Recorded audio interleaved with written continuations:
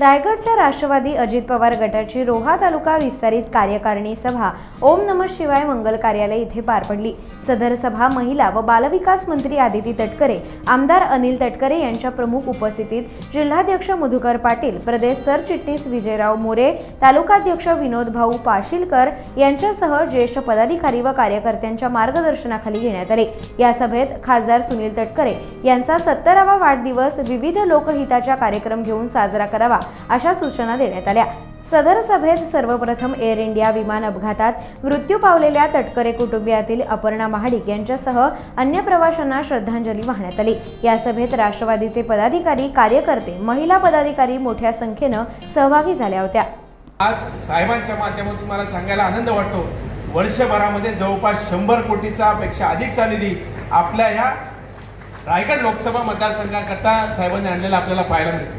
तो निधी पुरता फक्त काय श्रीवर्धन मतदारसंघापुरता साहेबांनी वापरला नाही, तर ज्या ज्या ठिकाणी ज्या मतदार बंधू भगिनींनी साहेबांनी निर्वाचित केलं, अशा मग दापोलीच्या मतदारसंघामध्ये असेल, गुहागरच्या मतदारसंघामध्ये असेल, महाडच्या मतदारसंघामध्ये असेल, अलिबागच्या असेल, पेठच्या मतदारसंघामध्ये असेल, तिथे सुद्धा शिवराम भाऊ आपण तो निधी देण्यामध्ये यशस्वी होतो। मध्यंतरी नागोठा विभागामध्ये सुद्धा आपल्याला त्या ठिकाणी निधी देतात। मला कल्पना आहे की जेवढा निधी श्रीवर्धन मतदारसंघातील रोहा तालुक्यातील भागाला जातो तेवढा का निधी महेंद्रदादा इतर भागाला देता येत नाही, ही वस्तुस्थिती आपल्याला नाकारता येत नाही, कारण तिथली परिस्थिती थोडीशी भिन्न आहे। अलिबागचा मतदारसंघ येतो, त्याच्यामध्ये तिथे शिवसेनेचे आमदार, आपल्या मित्र पक्षाचे आमदार महेंद्र दळवी साहेब त्या ठिकाणी, पेठ मतदारसंघामध्ये जो रोहा तालुक्याचा भाग येतो तिथे भारतीय जनता पक्षाचे आपले मित्र पक्षाचे आमदार आदरणीय रविशेठ पाटील साहेब आहेत। त्यामुळे कळत नकळत थोडासा अंतर तिथे पडतोय, याच्या बाबतीत दुमत असण्याचं काही कारण नाही,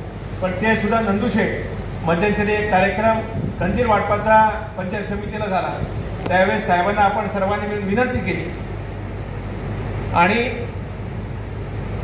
जसा श्रीवर्धन मतदारसंघातील रोहा तालुक्याकडे जास्ती लक्ष दिलं जातं तसं तालुक्यातील इतर सुद्धा, कारण हा तालुका तटकरे साहेबांचा फक्त ह्या पिढीपुरता नाही तर कैलासवासी दत्ताजीराव तटकरे साहेबांपासूनचा हा बालेकिल्ला त्या ठिकाणी राहिलेला असल्यामुळे नारायणराव प्रत्येक विभागामध्ये, प्रत्येक पंचायतीमध्ये, प्रत्येक वाडी वस्तीमध्ये आपल्याला काम त्या ठिकाणी करणं तितकंच अभिप्रेत आहे। रोहा तालुक्यामध्ये साधारणपणे 3 विधानसभा मतदारसंघ येतात, यातला सर्वात मोठा भाग हा पेण विधानसभा मतदारसंघामध्ये जातो, जो राष्ट्रवादी काँग्रेस पक्षाचा बालेकिल्ला पण आहे। त्यानंतर दुसरा अलिबाग विधानसभा मतदारसंघामध्ये येतो आणि तिसरा भाग हा श्रीवर्धन विधानसभा मतदारसंघामध्ये येतो, जिथे आपल्या वरसे जिल्हा परिषद गटातील 70% आणि आपली रोहा नगर परिषद, अशा पद्धतीनं त्या ठिकाणी हा आपला तालुका हा 3 विधानसभा मतदारसंघामध्ये विस्तारला गेलेला आहे। पण मला आज आवर्जून या निमित्ताने सांगावंसं वाटतं की राष्ट्रवादी काँग्रेस पक्षाच्या प्रत्येक पदाधिकारी आणि कार्यकर्त्यांनी आदरणीय तटकरे साहेबांच्या सूचनांचं पालन करून महायुतीच्या सर्व उमेदवारांचं त्या ठिकाणी काम केलं आणि आज जर आपल्या पक्षाचा बालेकिल्ला म्हणून ओळखला जाणारा रोहा तालुक्याच्या प्रत्येक बूथची आपण माहिती घेतली तर जितका लीड तुमच्या घरातली किंवा लेक म्हणून किंवा भगिनी म्हणून आदितीला तुम्ही त्या ठिकाणी दिलात, तितकं किंवा त्याच्यापेक्षा कणभर जास्ती मताधिक्य हे आपण महायुतीच्या उमेदवारांना त्या निमित्ताने दिलं आणि हे आपण आदरणीय तटकरे साहेबांच्या सूचनेवर त्या निमित्ताने केलं। पुढच्या कालावधीमध्ये आज आम्ही आमदार म्हणून काम करतोय, महायुतीच्या सरकारमध्ये तुमच्या सर्वांच्या आशीर्वादातून आदरणीय मुख्यमंत्री देवेंद्रजी फडणवीस साहेब, आदरणीय उपमुख्यमंत्री एकनाथजी शिंदे साहेब आणि उपमुख्यमंत्री अजितदादांच्या नेतृत्वाखाली मला मंत्री म्हणून दुसऱ्यांदा काम करण्याची संधी मिळाली आणि खऱ्या अर्थानं मी स्वतःला म्हणजे ही या मतदारसंघाचीच पुण्याई आहे किंवा तुमच्या सर्वांचाच आशीर्वाद आहे की 2019 मध्ये निवडणूक लढवली, राज्यमंत्री म्हणून, जिल्ह्याचे पालकमंत्री म्हणून काम करण्याची संधी मिळाली। त्यानंतर थोडासा मधला कालावधी राजकीय परिस्थिती बदलली, त्यामुळे तो राहिला।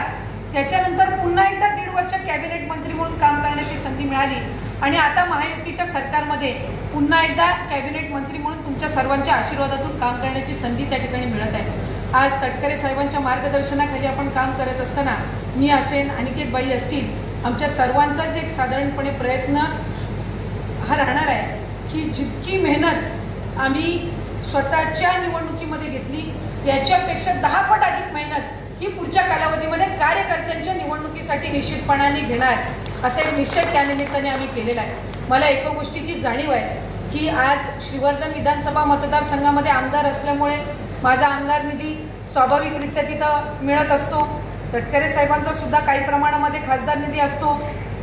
ते आता आदरणीय पंतप्रधान नरेंद्र मोदी साहेब असतील, आदरणीय अमित शाह साहेब असतील, यांनी आदरणीय तटकरे साहेबांना सुद्धा जी ऑइल आणि पेट्रोलियम कमिटी पार्लमेंट कमिटीवर चेअरमॅनपदी संधी दिलेली आहे। त्यातून आपल्याला CSR फंड सुद्धा चांगल्या पद्धतीने मिळत असतो आणि ते एका बाजूला होत असताना इतर तालुक्यातले आपले जे दुसऱ्या मतदारसंघामधल्या ज्या काही ग्रामपंचायती आहेत तिथे अपेक्षेप्रमाणे निधी हा प्राप्त होत नाहीये।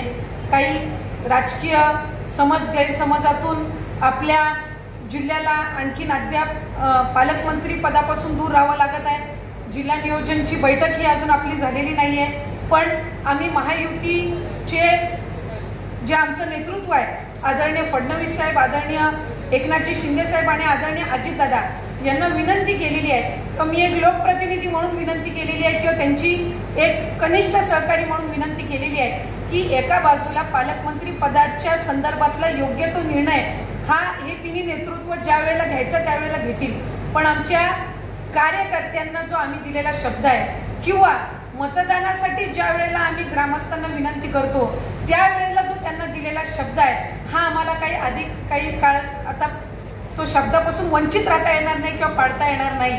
त्यामुळे एका बाजूला तो निर्णय आपण घ्यायचा आहे त्यावेळेला घ्यावा, पण आमच्या जिल्ह्याला विकासात्मक दृष्टिकोनातून तरी वंचित ठेवू नका अशा पद्धतीची विनंती एक लोकप्रतिनिधी म्हणून मी केलेली आहे। त्यामुळे पुढच्या कालावधीमध्ये आपण कार्यकर्ते म्हणून जी काही हमी आपल्या विकास कामांच्या बाबतीतली दिलेली आहे ती साधारणपणे पूर्ण करण्याचा प्रयत्न हा आदरणीय तटकरे साहेबांच्या मार्गदर्शनाखाली निश्चितपणाने राहील। या व्यतिरिक्त आपल्याला आठवत असेल महाविकास आघाडीच्या सरकारमध्ये पण आपण ज्या वेळेला होतो त्यावेळेला साधारणपणे स्थानिक पातळीवरच्या ज्या समित्या असतात याच्यामध्ये पण आपण कार्यकर्त्यांना संधी ही देत असतो। पक्षासाठी अनेक वर्षापासून काम केलेले असतात, काही तरुण मंडळी असतात, काही महिला असतात, यांना वेगवेगळ्या समित्यांवर आपण त्यानिमित्ताने ती संधी देत असतो।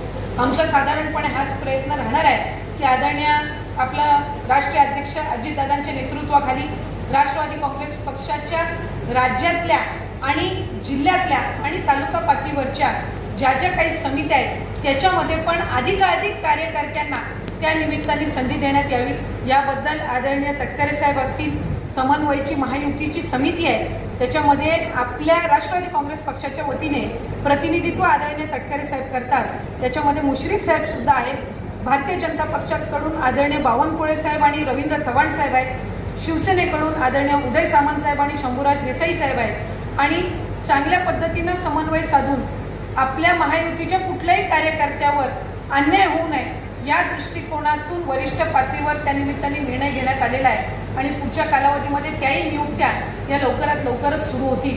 माझी सर्व कार्यकर्ते आणि पदाधिकाऱ्यांना या निमित्ताने विनंती राहील की आज आदरणीय तटकरे साहेब हे आपल्या राष्ट्रवादी काँग्रेस पक्षाचे राज्याचे प्रदेश अध्यक्ष आहेत। एका बाजूला केंद्रामध्ये असणारं त्यांचं महत्त्व हे आपण सर्वच जण बघत आलेलं आहात, पण त्याचबरोबर राज्याच्या संघटनेची जबाबदारी आज तटकरे साहेबांवर आहे।